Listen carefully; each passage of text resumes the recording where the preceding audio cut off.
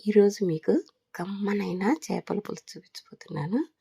ముందైతే కళాయి పెట్టుకొని 1 స్పూన్ మెంతులు, 1 స్పూన్ జీలకర్ర, 2 స్పూన్లు ధనియాలు ఎర్రగా వేయించి మిక్సీ పట్టుకొని పక్కన పెట్టుకోండి.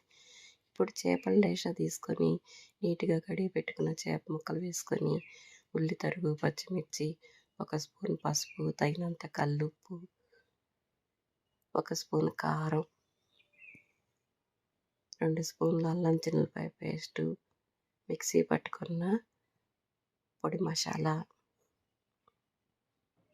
చింతపండు రసం అన్నీ వేసి 2 పెద్ద స్పూన్ల నూనె కూడా వేయండి. వేసి అన్నీ కలిపి పెట్టుకోండి.